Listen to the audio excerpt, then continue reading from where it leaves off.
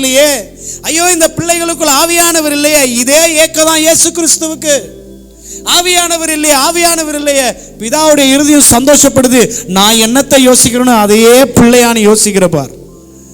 குமாரர்கள் யோசிக்கிற காரியம் ஆவி இல்லாத சரீரமா இருக்கே, ஆவியானவர் இல்லாம ஜெயிக்க முடியாதே, ஆவியானவர் இல்லாத கடன் பிரச்சனை மாறாதே, ஆவியானவர் இல்லாத நல்ல ஜீவியத்தை செய்ய முடியாதே, கண்டுபிடிப்பாங்க. அல்லேலூயா. அப்படி கர்த்தர் சந்தோஷப்பட்டு அதுக்கப்புறம் சொல்றார், இப்ப ஆவியை நோக்கி நீ பேசுப்பா அப்படின்றார். வாசிப்பா, அடுத்த வசனத்தை வாசிங்க.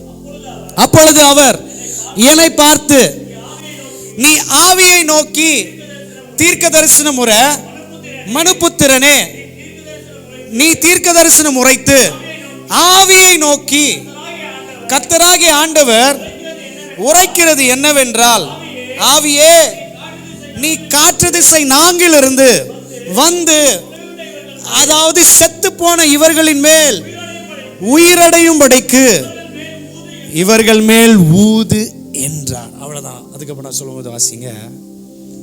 இப்போ இந்த எசேக்கியேலை பார்த்து ஆவி இல்லைன்னு கண்டுபிடிச்சிட்டியாப்பா? ஆமா ஆண்டவரே, இவங்க ஆவி வேற எங்கேயுமே இல்லை, 4 திசையில இருக்கு. அந்த ஆவியை பார்த்து நீ தீர்க்க தரிசனம் வர. ஆண்டவராக இயேசு கிறிஸ்து ஒரு வார்த்தை சொல்றார். மனுஷனாய் இருந்த இயேசு குமாரனாய் மாறி அவர் சொல்றார், நான் உங்களை ஒருத்தரை உங்களுக்காக அனுப்புறேன்றார். நான் போய் உங்களுக்கு ஒரு தேற்றளவாளனை அனுப்புகிறேன். அவர் தான் பரிசுத்த ஆவியானவர். குமாரன் அல்லது நீ குமாரன் குமாரத்தியா இருப்பேனா, அவங்களுடைய பெரிய ஆசையை அந்த மனுஷனுக்குள்ள எப்படியாவது ஆவியானவரை நான் வர வச்சிடணும். அதுக்கப்புறம் அவன் கண்டிப்பாக ஜெயிச்சிடுவான். அதுக்கப்புறம் அவன் கண்டிப்பாக அந்த பிசாசு அவனை மேற்கொள்ளாது. ஆவியானவரை ரெஸ்டோர் பண்ணி கொடுக்கணும். அதான் சபை. ஆவியானவரை ரெஸ்டோர் பண்ணி கொடுக்கணும். அதான் ஊழியக்காரர், அதான் தீர்க்கதரிசி, அதான் அப்போஸ்தலர், அதான் மெய்ப்பன். ஆவியானவரை ரெஸ்டோர் பண்ணி கொடுக்கணும். வெளிப்புறத்தில் அழகா இருந்துட்டா சாட்டிஸ்ஃபைடு ஆயிடலாமா? அந்த பிள்ளைங்களை நான் மேலே கூட்டு போக கொண்டு வந்திருக்கிறேன். இங்கே வாழ்ந்து சாவடிக்கிறதுக்கு கொண்டு வரல. மேலே கொண்டு போகணும்னா அவங்களுக்குள்ள ஆவியானவர் வேணும். வெளிப்புறத்தை பார்த்து மாத்திரம் என் பிள்ளைங்க நேற்று இப்படி இருந்துச்சு அப்படி இருந்துச்சு, தயவு செய்து வஞ்சிக்கப்பட்டுறாதீங்க.